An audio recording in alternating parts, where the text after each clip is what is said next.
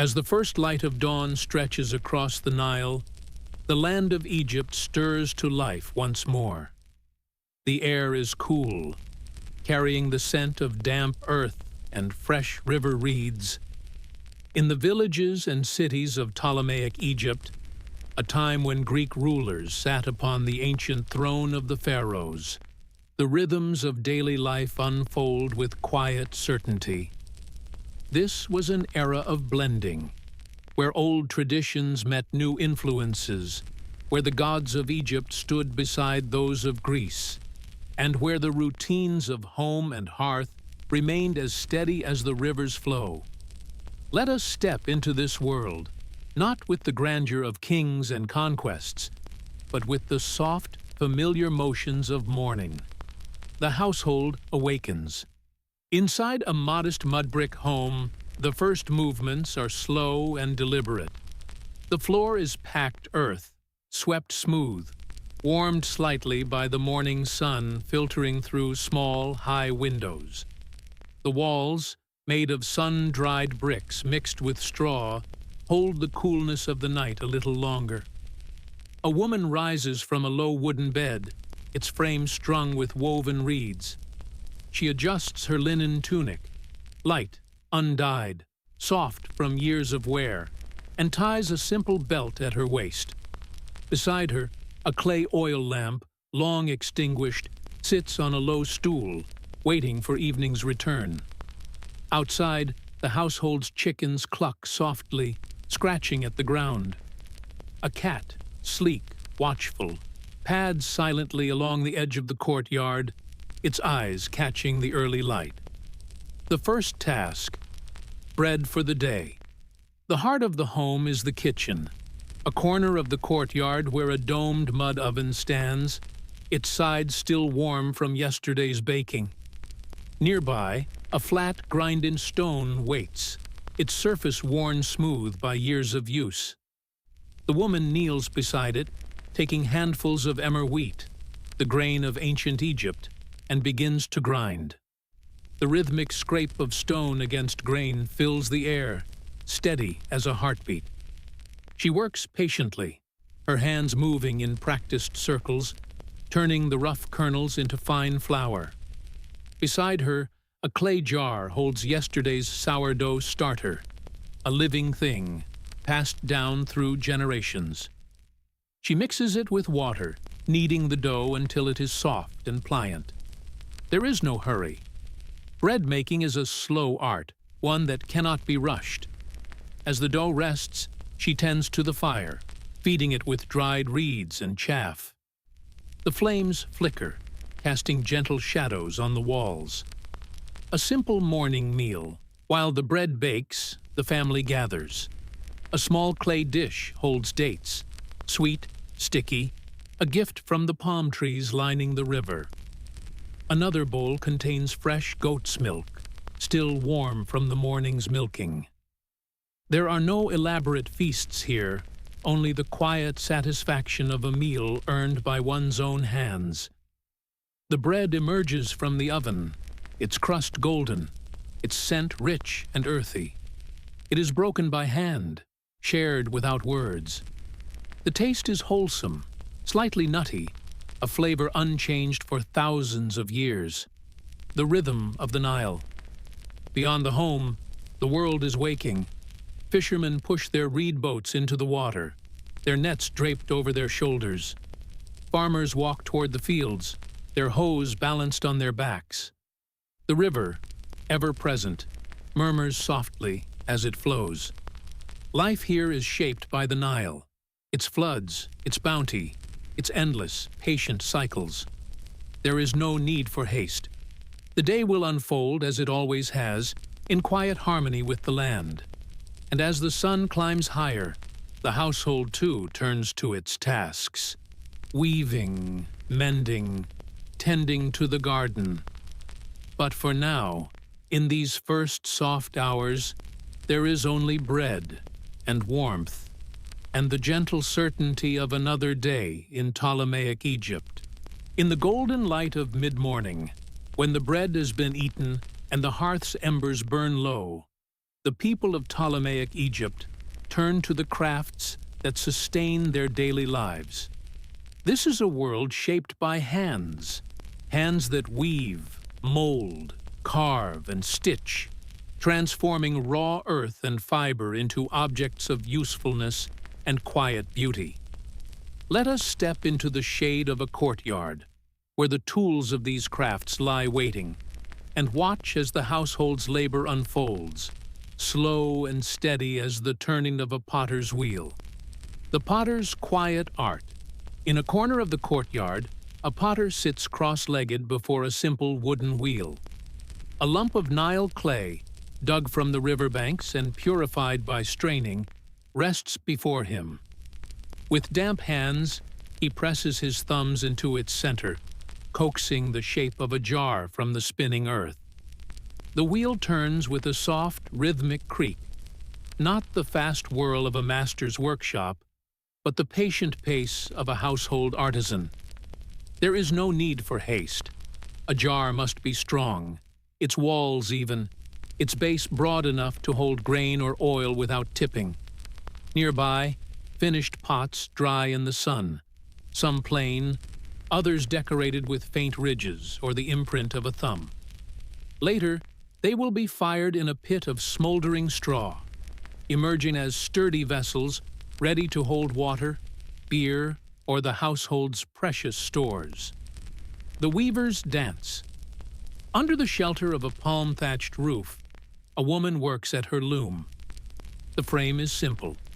Two wooden beams lashed together, the warp threads stretched taut between them. Her fingers move with the ease of long habit, passing the shuttle back and forth, back and forth. The linen she weaves is fine and pale, the threads spun from flax grown along the river's edge. Some will become tunics, light as breath. Others will be traded at the market for spices or honey. The rhythm of the loom is a quiet one, the whisper of thread, the occasional creak of wood, a sound as familiar as the wind through the reeds.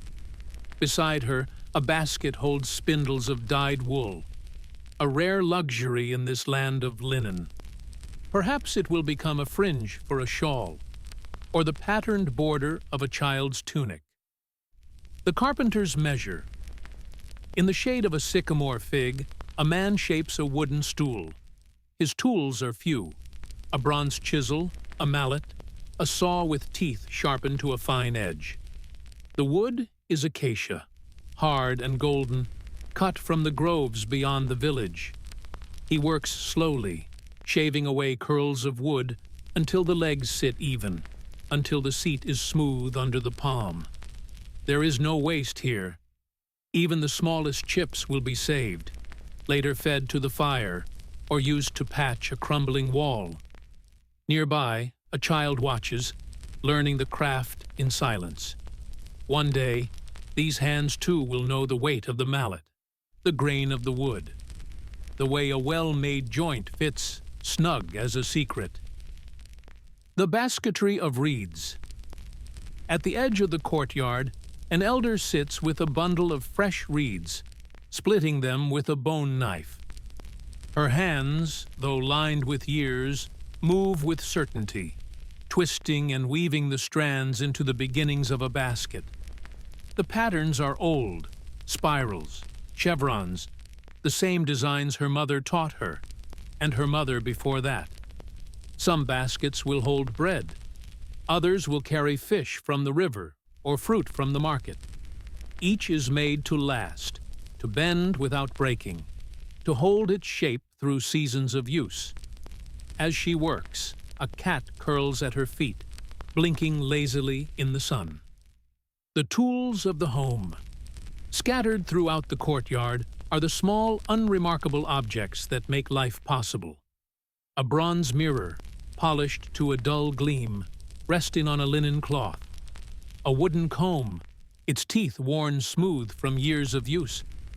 A stone pallet for grinding coal, its surface stained dark with use. A clay spindle whirl, its weight steadying the twist of thread. None of these things are grand. None will be remembered in the annals of kings, but they are the quiet companions of daily life, the unseen hands that shape the hours. The pace of the day. The sun climbs higher, and the household pauses. A jug of barley beer is passed, its taste cool and slightly sour. A handful of figs is shared, their sweetness a small delight. There is no rush. The work will wait. For now, there is only the shade of the courtyard, the murmur of voices, the slow, steady turning of hands to their tasks. As the sun climbs toward its zenith, the people of Ptolemaic Egypt turn their steps toward the marketplace, a place of quiet commerce, where the fruits of labor are exchanged in the age-old dance of trade. Here, beneath awnings of woven reeds, the rhythms of daily life continue, unhurried and familiar. This is not the clamor of a great city's bazaar, but the murmur of a local market, where faces are known, where bargains are struck with a nod, and where the wealth of the land is measured in baskets of grain, jars of oil, and skeins of linen. Let us wander through its stalls, listening to the stories whispered in every transaction. The arrangement of wares. The marketplace is not a chaotic sprawl, but an orderly space, each seller in their accustomed place, their goods arranged with care. Near the entrance, farmers spread out their produce on woven mats. Bundles of emmer wheat tied with reeds, baskets of dates, their skins glossy and dark, fresh onions, their green stalks still damp from the morning's harvest, clay jars of honey, their mouths sealed with beeswax.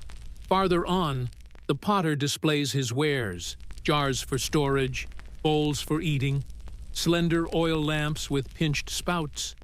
A woman runs her finger along the rim of a cup, testing its smoothness. The language of trade. A fisherman, his arms still smelling of the river, lays out his catch on a bed of fresh reeds. Silvery Nile perch, their gills still flushed with pink catfish.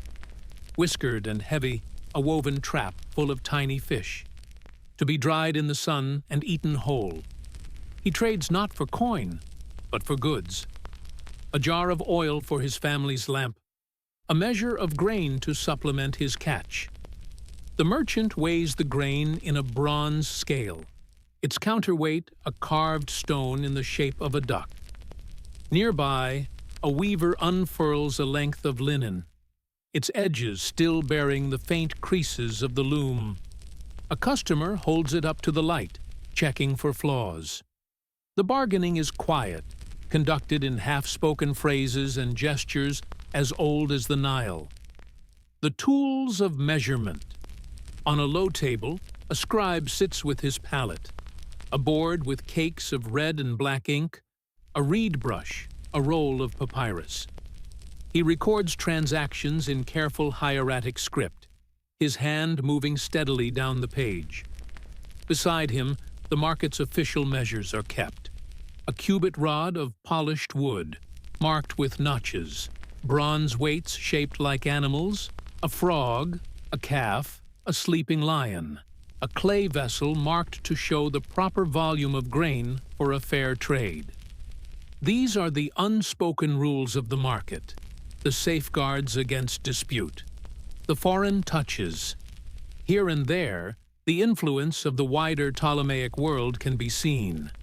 A Greek merchant offers thin-walled drinking cups, their surfaces painted with vines, a jar of olive oil, imported from across the sea, its scent rich and unfamiliar.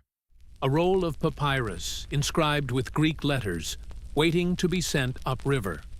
But these are exceptions. Most trade remains local, rooted in the timeless exchange of the Nile's bounty. The midday pause.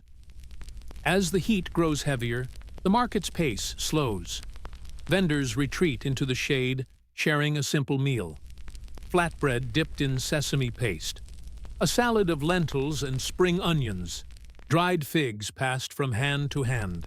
A water carrier makes his rounds, pouring from a clay vessel into outstretched cups. The water is cool, drawn from a deep well at dawn. The markets end by late afternoon. The awnings begin to fold. What remains unsold will be taken home, to be eaten, to be used, to be traded another day. The scribe rolls his papyrus, tying it with a string. The bronze weights are gathered into their leather pouch. The farmers shoulder their empty baskets, their steps turning toward home. And as the shadows lengthen, the marketplace empties, leaving only the imprint of feet in the dust, soon to be erased by the evening wind. As the sun sinks toward the western hills, painting the sky in shades of ochre and violet, the households of Ptolemaic Egypt begin their evening rituals. This is a time of quiet transition, when tools are set aside, when the scents of supper mingle with wood smoke, and when families gather in the fading light to share the day's final hours. Let us step into this twilight world, where the pace slows to match the sinking sun, and where every action carries the comfortable weight of routine. The evening hearth. In the courtyard, the cooking fire is stoked anew. Unlike the morning's baking fire, which burned hot and fast, this one is built for slow simmering. A three-legged bronze pot rests in the embers, its contents bubbling gently. A stew of lentils and onions, seasoned with cumin and coriander, fish from the morning's catch, wrapped in Nile clay to bake in its own juices. A clay dish of barley porridge, sweetened with dates and honey for the children. The cook, perhaps the grandmother of the household, stirs the pot with a long wooden spoon, her face warmed by the fire's glow. Occasionally, she adds a pinch of salt from a woven reed container, tasting the broth with the practiced ease of decades. The lighting of lamps. As darkness gathers, small clay lamps are brought forth. Shaped like tiny bowls with pinched spouts, they are filled with castor oil or sesame oil. A woman twists a flax wick into place and lights it from the cooking fire. The lamps are placed with care, one by the hearth to guide the cook's hands, another near the doorway to welcome any evening visitors, a third in the family shrine, its flickering light illuminating small offerings of bread and flowers. The light is soft and golden, barely pushing back the darkness, but enough to see by. Shadows dance on the mud brick walls, making the familiar space seem somehow new. The evening meal. The family gathers on woven mats around a low wooden table. There are no chairs. Everyone sits cross-legged or kneels comfortably. The meal is served in shared dishes. The lentil stew in a wide ceramic bowl. Fresh flatbread to scoop and dip a salad of cucumbers and radishes from the garden. Small clay cups of barley beer, its foam clinging to the sides. Conversation is quiet and intermittent. A child recounts something learned at the temple school. The father mentions the progress of the flax harvest. The grandmother hums softly as she eats, a song without words that everyone knows by heart. After supper tasks. With the meal concluded, the household moves through its evening chores with the efficiency of long habit. Leftovers are covered with clean cloth and set aside. Cooking pots are scrubbed clean with sand and river water. The last embers of the fire are banked with ashes to preserve coals for morning. A teenage girl takes up her spindle, twisting flax fibers into thread by the fading light. The rhythmic motion is soothing. The spindle whirl humming as it spins, preparing for rest. As true darkness falls, the household prepares for sleep. Sleeping mats are unrolled in the main room, padded with straw and covered with linen sheets. A clay headrest is positioned just so, its curved surface cool against the skin. A final check is made of the animals, the chickens safely in their coop, the cat curled in its favorite corner. The grandmother dips her finger in a jar of scented oil, perhaps lotus or myrrh, and touches it to her wrists. The fragrance is subtle but comforting, a small luxury at day's end. The night's watch. Outside, the village grows still. Only a few lights remain. The baker's oven, already being prepared for tomorrow's bread. The lamp in the temple courtyard, kept perpetually burning the distant torches of night fishermen on the Nile inside the home. Breathing slows. The last waking thoughts drift like smoke toward dreams. The stars, so much brighter here than in our modern world, turn slowly overhead, keeping their ancient vigil. The people of Ptolemaic Egypt measured their lives not by the ticking of clocks, but by the great slow breathing of the Nile. The annual flood that came with the summer rains far to the south, the retreating waters that left fresh black soil, the planting and harvesting that followed as surely as sunrise follows night. This was a rhythm older than the pyramids, unchanged by Greek rulers or foreign gods. Let us walk through the agricultural year, feeling its pulse in the calloused hands of farmers and the creak of well-worn tools. Akhet, the season of inundation. June-September. When Sirius rose heliacally just before dawn, the people knew the flood would soon come. The river swelled slowly at first, then with gathering power. Farmers moved to higher ground, their simple houses on mounds standing like islands. Children laughed at frogs appearing miraculously in the newly formed ponds. The air smelled of wet earth and possibility. During these months, when fields lay underwater, labor turned to other tasks.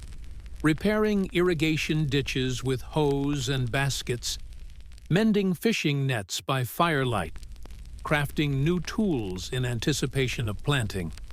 The temples distributed grain from their storehouses, and for a brief time, there was a collective pause, a chance to rest before the work ahead. Pere, the season of emergence. October-February. As the waters receded, leaving a fresh layer of fertile silt, the land steamed under the autumn sun.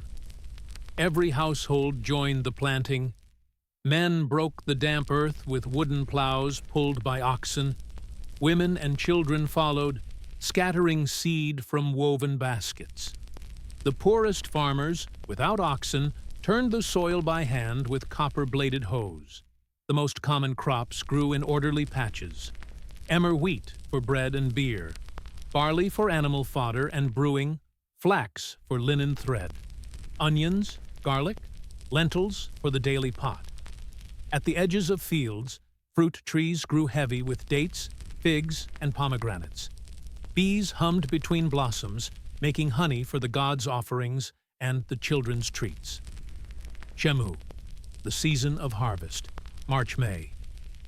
When the grain turned golden under the hot sun, the entire village moved as one. Reapers worked in teams, cutting stalks with sickles of sharpened flint. Children gathered fallen ears in baskets, singing harvest songs. Older women winnowed grain by tossing it into the air with wooden forks, letting the chaff blow away. The harvest was both celebration and careful calculation. First fruits went to the temple as offering. A portion was set aside as seed for next year. The remainder was measured into household storerooms. Evenings after harvest saw impromptu feasts, extra bread, a bit more beer, stories told by firelight of years when the Nile ran high or low. The tools that tamed the land. In every household, well-worn implements rested by the doorway. The hoe, its wooden handle smooth from generations of hands, the sickle, flint blades set in a curved wooden frame. The shaduf, a counterweighted lever for lifting water, its bucket swaying like a drowsy bird. These were not fancy tools, just practical objects darkened by soil and sweat, repaired repeatedly until nothing remained of the original. The animals that shared the work. No farm could thrive without its creatures.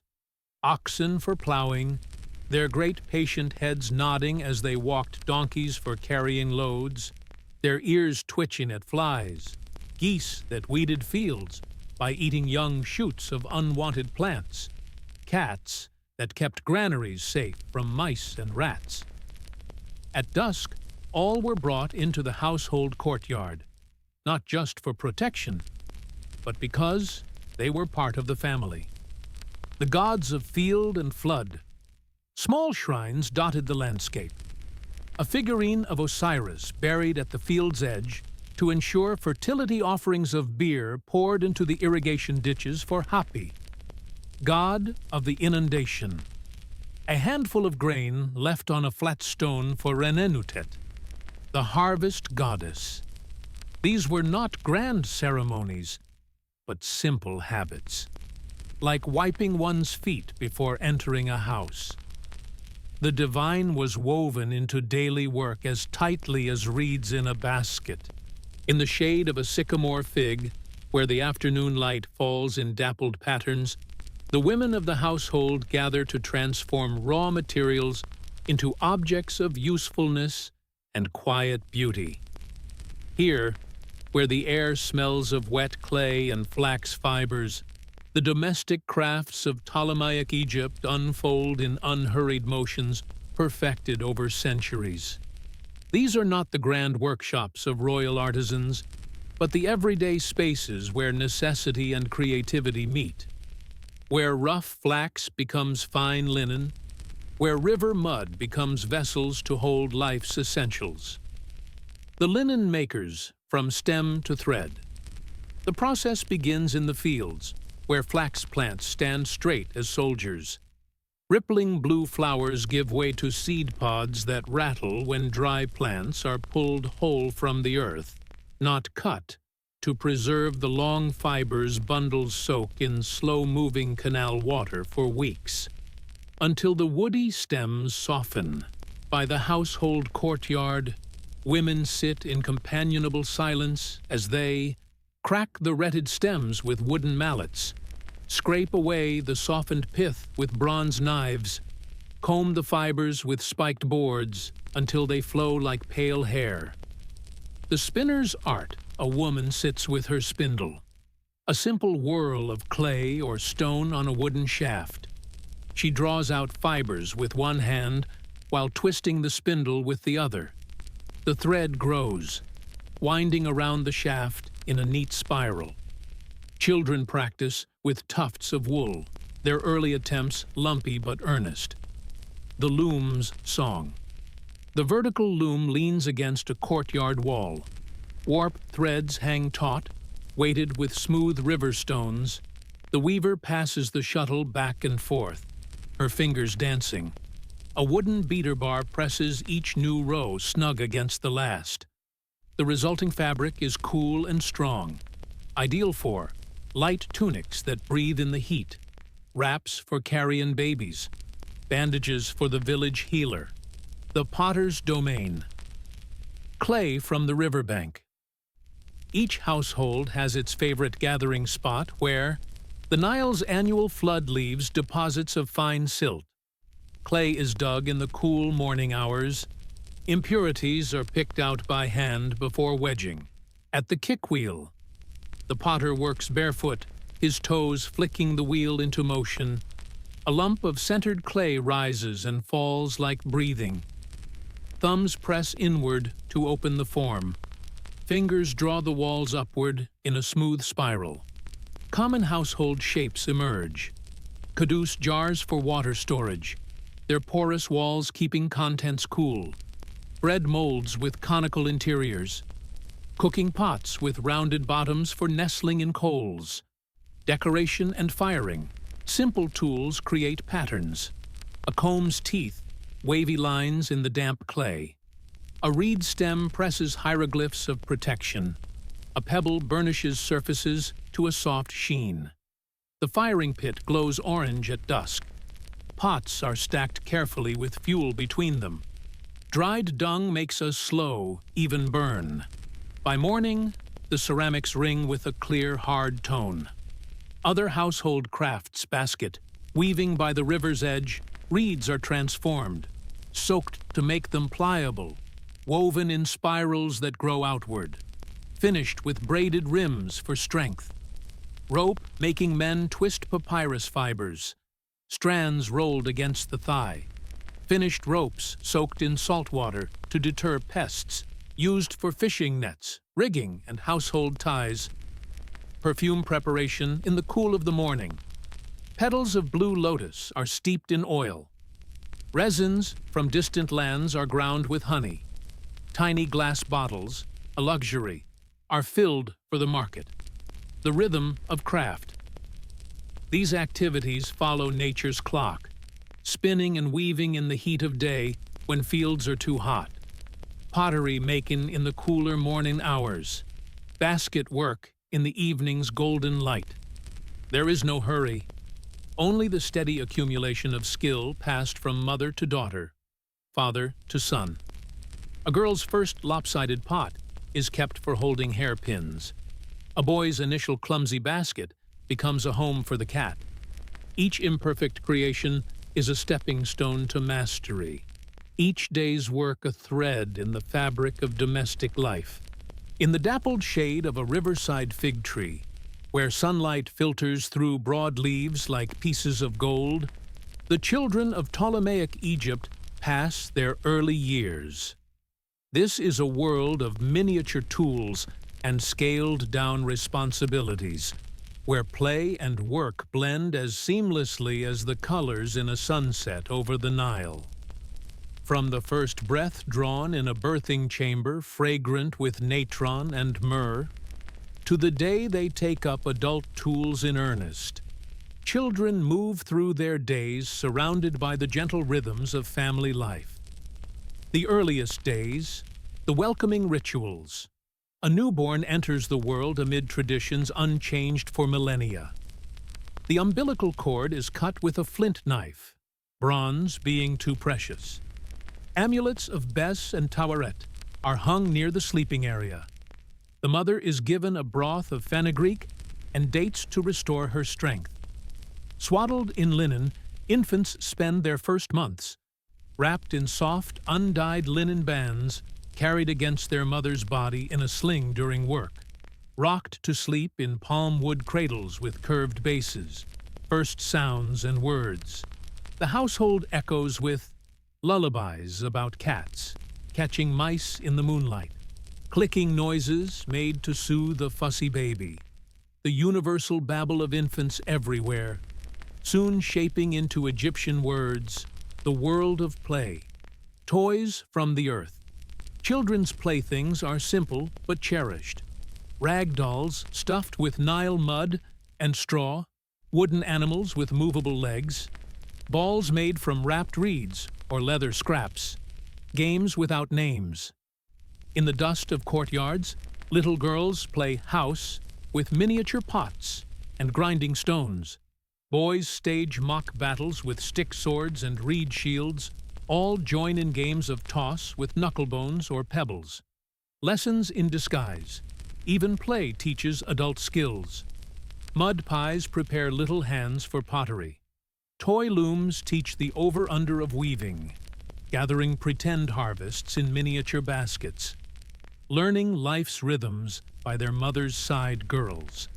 Absorb domestic arts through observation. At 3, sorting lentils from pebbles. By 5, grinding a handful of grain. By 7, tending the household garden. Following father's shadow, boys learn through gradual participation. Carrying water in small jars, mending fish nets with clumsy knots, leading goats to pasture with a switch too big for his hands, the scent of knowledge. Education engages all senses, recognizing herbs by their smell, judging clay's readiness by its feel. Knowing bread is done by its sound when tapped. Formal instruction, temple schools. For privileged children, morning recitations in cool columned halls.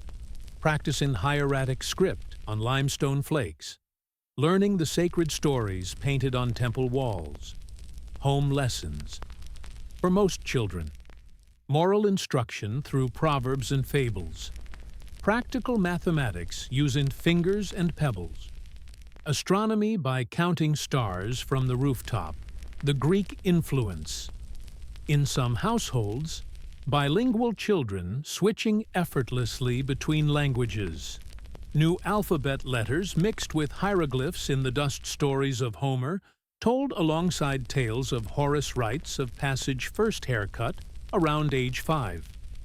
Locks offered to the household gods, a small feast with honey cakes.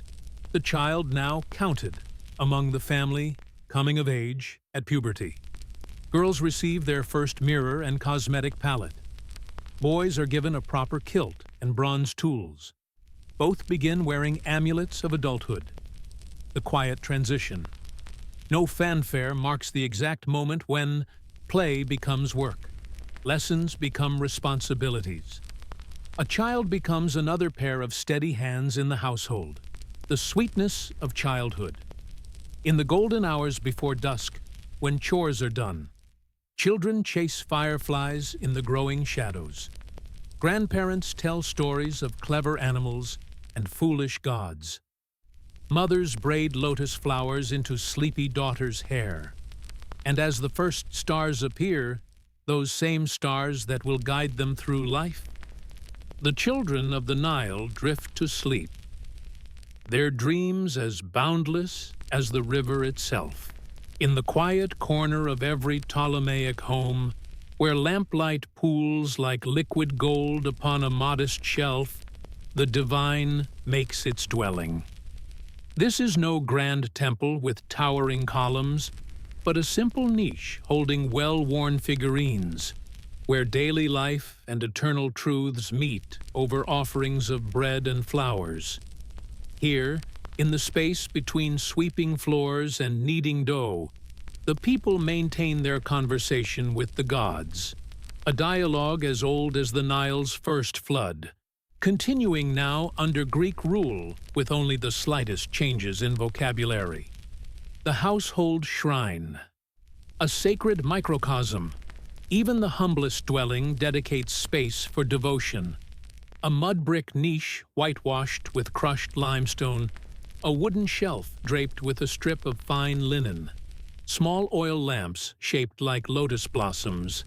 The divine residence. Typical figures might include Bes, the dwarf god, his tongue sticking out to frighten away evil Taweret. Hippopotamus goddess, protecting mothers and children. Osiris, painted green to symbolize renewal. Isis, her wings outstretched in perpetual embrace. Unexpected additions. The Ptolemaic era brings new faces. A tiny bronze Serapis figurine beside traditional gods, a terracotta Aphrodite with Egyptian hairstyle amulets, combining Horus with Zeus's lightning bolts, daily devotions, morning offerings. At first light, before breaking fast, a piece of yesterday's bread placed on a dish, a shallow bowl of fresh Nile water, a single blue lotus flower when in season, the ritual of the lamp. At dusk, the mistress of the house trims the wick with slender bronze tweezers, adds a few drops of precious sesame oil, recites the short hymn to Hathor as light blooms, special occasions for birthdays or anniversaries. Honey cakes shaped like Ankh symbols, miniature pots of the finest beer, handwritten prayers on pottery shards. The cycle of festivals, the beautiful feast of the valley. When the gods visit households, families whitewash their home's exterior, offer special loaves stamped with divine images, leave out wine in decorated cups. The birthday of Isis celebrated with storytelling late into the night, children wearing paper crowns, everyone exchanging small gifts, unexpected moments. Even ordinary days might see a student offering a reed pen before exams, a farmer rubbing a clay ox for good health, a mother whispering to Bess during a child's fever, personal piety, amulets and charms, worn close to the skin, Eye of Horus pendants against envy, Djed pillar beads for stability, tiny scarabs hidden in clothing folds, prayers without temples, spontaneous utterances, a whispered plea while kneading bread dough, a grateful sigh when finding a lost needle, a hummed hymn during weaving dream incubation. Before important decisions, sleeping near the household shrine, placing an offering under the bed, interpreting morning dreams with family. The Greek influence, new rituals, old roots, blended practices emerge. Egyptian-style votives left at Greek shrines, Dionysian festivals incorporating Osirian elements, astrology charts mixing both traditions, language of worship prayers might combine, Egyptian epithets for traditional gods, Greek philosophical concepts, Coptic phrases in personal devotion. The stillness remains. Through all changes persists the comfort of familiar gestures, the scent of incense at dusk, the certainty that gods watch over homes, the last light. As night deepens, the household shrine glows softly. The lamp's flame reflected in polished bronze offerings of the day, removed, eaten by the family. A final prayer whispered before sleep, and the gods, whether called by Egyptian or Greek names, remain awake in the darkness, keeping vigil over the sleeping household, as they have done for countless generations. In the cool morning hours, when the Nile mist still clings to the palms, the women of the household gather where the light is best, on shaded rooftops or in courtyard corners, to perform the ancient alchemy of turning flax into linen. This is no hurried task, but a meditation in motion, where skilled hands transform river-grown plants into cloth as light as a breath, yet strong enough to last generations. The textiles of Ptolemaic Egypt tell silent stories of status and skill, of tradition and subtle innovation under Greek rule. Let us unfold these layers, one delicate thread at a time. From riverbank to robe, the life of linen, the flax harvest. In early spring, when plants stand waist-high, stalks pulled whole from black earth before flowering, bundles soaked in slow-moving canals for weeks, fibers separated by rhythmic beating on flat stones, spinning in the shade, under the sycamore fig, distaff tucked in the arm like a child, spindle whirl humming as it spins, children practicing with tufts of wool. The loom's poetry, vertical looms lean against sun-warmed walls, warp threads weighted with smooth Nile pebbles, shuttles flying like birds between the strands, patterns emerging row by patient row. The clothing of daily life for the humble basic garments include shenty, knee-length kilts for men, belted with twisted linen, calasiris, simple sheath dresses pinned at shoulders, sashes, woven bands to secure garments while working. For the well-to-do finely pleated versions feature accordion folds set with starch and pressed under boards, fringed edges with colorful threadwork, beaded net overlays that shimmer with movement. The Greek-influenced new styles appear. Chitons worn over Egyptian undergarments, Himation wraps draped for formal occasions, sashes tied in Macedonian knots. The dyer's art, earth's palette. Natural dyes create subtle hues, madder root, sunset oranges, indigo, deep Nile blues, pomegranate rinds, golden yellows. Resist patterns, creative techniques, produce knot-dyed circles on shawl edges, wax-resist stripes on tunics, stitched patterns that emerge after dyeing adornments and identity jewelry with purpose. Common pieces include collar necklaces of faience beads, cool against the skin, Hathor-headed earrings that chime softly, scarab bracelets with names engraved underneath hairstyles as status.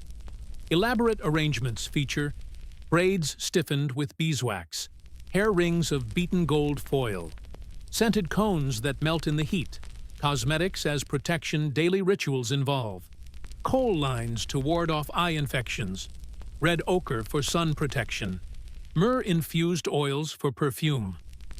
The mender's wisdom. Nothing is wasted. Worn tunics become child's clothes. Frayed edges are reborn as stuffing. Last scraps are woven into rag dolls. In the evening light, grandmothers darn holes with nearly invisible stitches, reinforce hems before they fray, tell stories of garments that outlived their wearers. The language of textiles. Cloth communicates silently. A widow's undyed linen, a bride's red-dyed sash, a scribe's spotless white kilt. Even in death, the bond continues. Favorite wraps buried with the owner, childhood dolls placed in tombs, mummy wrappings inscribed with protective spells, the weaver's legacy. As twilight falls, looms are covered against the dew. Half-finished cloth is rolled in clean linen. Spindles are tucked into woven baskets, and the day's work joins the unbroken thread, stretching back to the earliest dynasties, continuing through Greek rule, weaving onward into futures unseen. As the sun sinks below the western hills, painting the Nile in liquid gold, the households of Ptolemaic Egypt begin their slow, familiar dance of closing the day. This is not the dramatic sunset of desert tales, but a gentle fading, a natural exhale after the day's labors, when tools are set down with satisfaction, and families gather in the cooling air. Let us witness these final hours, where every action carries the quiet weight of ritual, perfected over generations, yet performed as if newly discovered each evening. The last tasks in the courtyard. The final chores unfold with practiced ease. Chickens coaxed into their woven reed coop, clay water jars filled to the brim for night's use, cooking fire banked with ashes to preserve embers. At the loom, the weaver completes her day's work, counting off the last woven inches with her little finger, rubbing linseed oil into the wooden frame, covering the unfinished cloth against the dew in the garden. The herbalist makes her evening rounds, bruising mint leaves to repel insects, gathering chamomile heads for tomorrow's tea, whispering thanks to the plants as she works. The evening meal, simple fare. The family gathers around low tables, lentil stew reheated with a dash of cumin, yesterday's bread softened in garlic-infused oil, a special treat of honeyed dates for the children, shared vessels. Dining is communal. One large platter for the main dish, a shared cup of watered wine, fingers wiping bread across bowls with perfect etiquette. Table talk, conversation flows, like the Nile. The progress of the flax harvest. News from the market, heard secondhand. An uncle's story about crocodiles, told for the 100th time. The bathing ritual for the adults. A moment of quiet cleansing. Water poured from slender-necked jars, scrubbing with natron salt and palm fiber brushes. Application of almond oil to sun-parched skin. For the children, a more playful affair, splashing in shallow basins, giggles echoing off mud brick walls, grandmother's mock scolding about wasted water, preparing for rest, sleeping arrangements. The house transforms, woven mats unrolled across smoothed floors, wooden headrests placed just so, light blankets shaken free of daytime dust, nighttime comforts. Small luxuries emerge, a linen pouch of dried lavender by the pillow, a clay cup of water within easy reach, the family cat claiming its favorite spot. Final devotions. At the household shrine, Yesterday's offerings respectfully removed. A fresh lamp lit to burn through the night. One last prayer murmured with eyes on the stars, the sounds of slumber. As true darkness falls, the last neighbor's footsteps fade away. The Nile's voice becomes a distant whisper. Even the frogs grow drowsy in their songs inside the home. Breath slows into sleeping rhythms. A child turns beneath her blanket. The night lamp flickers its watchful light. The stars keep vigil. Beyond the rooftops, the moon silver plates the palm fronds. The circumpolar stars turn their eternal circle. Somewhere, a night fisherman's torch glows like a fallen star, and the great cycle completes itself once more, ready to begin again when dawn's first light touches the eastern horizon, when the smell of fresh bread will once again drift through the streets of Ptolemaic Egypt. Epilogue. Thus concludes our journey through the daily rhythms of Ptolemaic Egypt, from morning's first light to evening's gentle close. May these quiet visions of bread and stars, of looms and lamps, of river and home linger in your thoughts, like the scent of Nile lilies on a summer evening.